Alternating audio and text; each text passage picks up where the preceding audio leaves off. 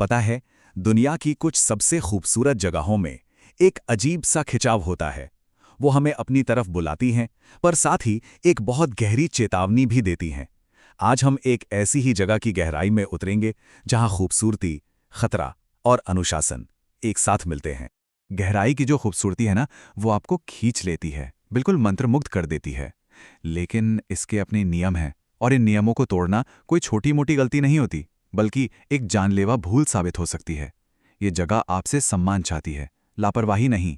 तो फिर सोचने वाली बात यह है कि दुनिया की सबसे सुंदर डाइव साइट्स में से एक आखिर दुनिया की सबसे जानलेवा जगहों में से एक क्यों बन गई है? क्या ये जगह खुद इतनी खतरनाक है, या असली खतरा हमारे अंदर ही कहीं छिपा बैठा है?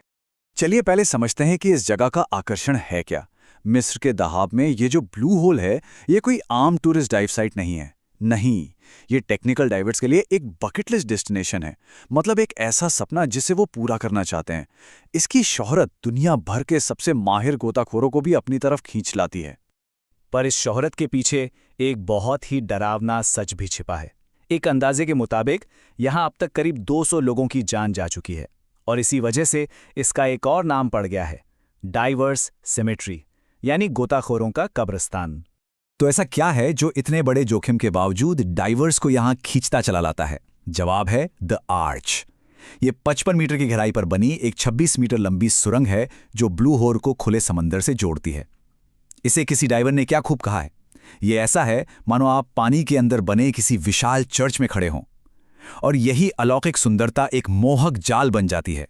और अब बात करते हैं असली खतरे की। देखिए, यहां असली दुश्मन चट्टाने या पानी की गहराई नहीं है। असली दुश्मन है इंसान का अपना दिमाग। गहरे पानी का दबाव सिर्फ हमारे शरीर पर नहीं, हमारी सोचने समझने की शक्ति पर भी असर डालता है। और यही वो अदृश्य खतरा है जो सबसे बड़ा है। इसकी सबसे बड़ी वजह है नाइट्रोजन नार्कोसिस, जिसे मार्टिनी इफेक्ट भी कहते हैं।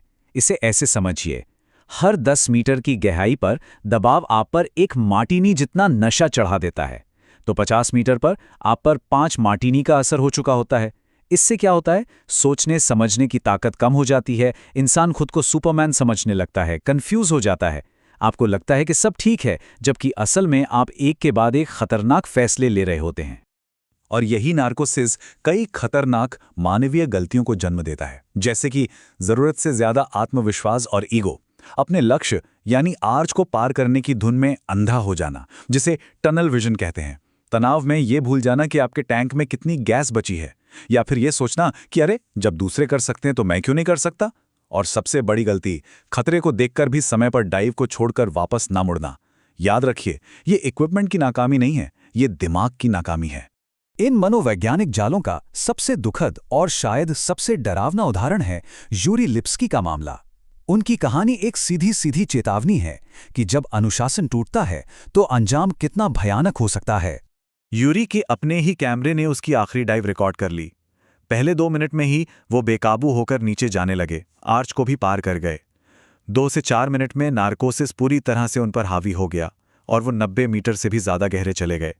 4 से 6 मिनट में घबराहट शुरू हो गई, उनकी सांसें बहुत तेज और छोटी हो गई।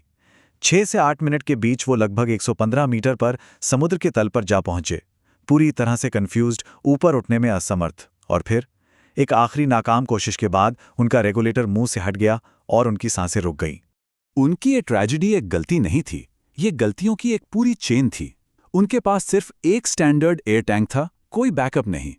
वो बिना किसी गाइड या बडी के अकेले थे, जो कि टेक्निकल डाइविंग का पहला और सबसे जरूरी नियम तोड़ता है। उन्होंने वजन ज्यादा पहन रखा था, जिससे वो तेजी से नीचे डूबते चले गए, और उन्होंने एक लोकल एक्सपर्ट की चेतावनियों को पूरी तरह से नजरअंदाज कर दिया, जो उनके जरूरत से ज्यादा आत्मविश्वास और अहंकार को साफ दिखाता है। जैसा कि उनकी फुटेज का विश्लेषण करने वाले एक शख्स ने कहा था, समुद्र शोर मचाकर नहीं मारता, यह दबाव, अंधेरे और खामोशी से मारता है। खतरा बहुत चुपके से आता है, और जब तक आपको इसका एहसास होता है, तब तक अक्सर बहुत देर हो चुकी होती है। तो इस खतरे से बचने का रास्ता क्या है? उसका जवाब सिर्फ एक शब्द में है, अनुशासन।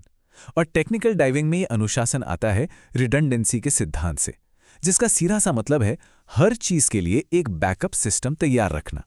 जरा इन दोनों तस्वीरों को देखिए। बाईं तरफ एक सामान्य रिक्रिएशनल स्कूबा सेटअप है, एक टैंक, एक जैकेट और दाईं तरफ एक कॉम्प्लेक्स टेक्निकल रीब्रीदर जिसमें कई टैंक हैं, अलग अलग गैस मिक्स हैं और एक advance backplate and wing system है। ये सिर्फ गियर का फर्क नहीं है, ये सोच का फर्क है।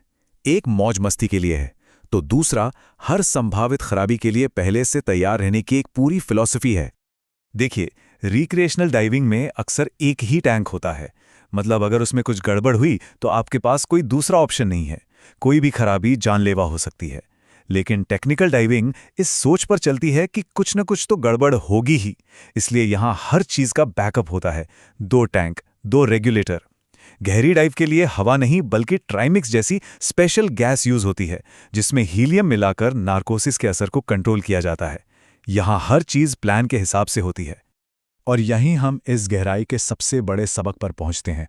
दुनिया का सबसे अच्छा इक्विपमेंट भी एक गलत मानसिकता के आगे बेकार है। आपका दिमाग ही आपका सबसे बड़ा सुरक्षा कवच या फिर आपका सबसे बड़ा दुश्मन हो सकता है। ये जगह गोताखोरों को मारती नहीं है, नहीं, ये उनकी मानसिकता, उनकी तैयारी और उनके अनुशासन को दुनिया के सामने बेनकाब कर देती है।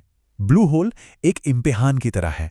ये बस ये बताता है कि कोई इसके लिए तैयार था या नहीं। तो एक तरह से ब्लू होल एक आईना है। ये आपको आपकी असलियत और आपकी हदें दिखाता है। अगर कोई अहंकार के साथ इसके अंदर जाता है तो ये उसकी कमजोरियां दिखाएगा, और अगर कोई पूरी विनम्रता और तैयारी के साथ जाता है तो ये उसे अपनी बेमिसाल खूबसूरती दिखाएगा। और आखिर में सबसे महत्वपूर्ण बात जो याद रखनी है, दुनिया की कोई भी हैरान कर देने वाली चीज, कोई भी अजूबा सिर्फ आपकी तारीफ नहीं बल्कि आपसे अनुशासन भी मांगता है। चाहे वो समुद्र की गहराई हो या जिंदगी की कोई और बड़ी चुनौती, सम्मान और तैयारी ही सुरक्षा का एकमात्र रास्ता है।